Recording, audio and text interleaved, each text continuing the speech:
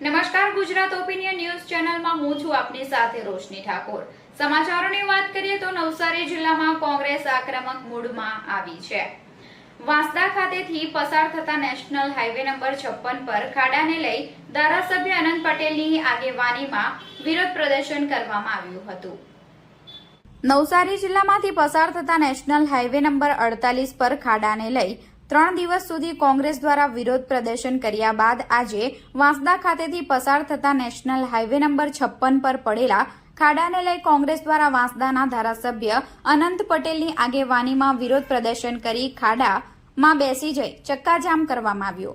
જોકે પોલીસે તેમને ઉઠાવીને રસ્તાની સાઈડે કર્યા હતા અને નેશનલ હાઈવે નંબર 56ના અધિકારીઓને બોલાવ્યા હતા, જે બાદ તેમણે એક અઠવાડિયાની અંદર તમામ ખાડાઓ પૂરવાનું જણાવવામાં આવ્યું હતું અને જો એક અઠવાડિયામાં ખાડા નહીં પૂરવામાં આવશે તો ઉગ્ર વિરોધ કરવાની પણ ચીમકી ઉચ્ચારી હતી।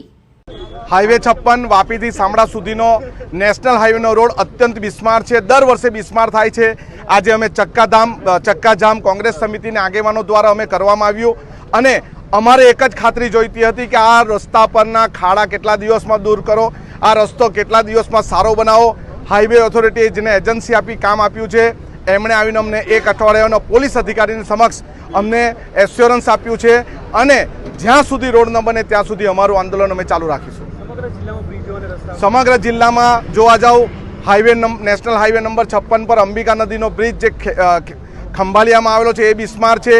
એવી જ રીતે ચીખલી તાલુકાનો સ્ટેટ હાઈવેનો હરણ ગામનો પુલ બિસ્માર છે। નવસારી જિલ્લાના નેશનલ હાઈવેના ઘણા બધા રોડ બિસ્માર છે અને એ જો તાત્કાલિક સમયસર જો એની મરામત ન કરવામાં આવે આવનારા દિવસમાં તૂટી જાય એવી શક્યતા પણ છે।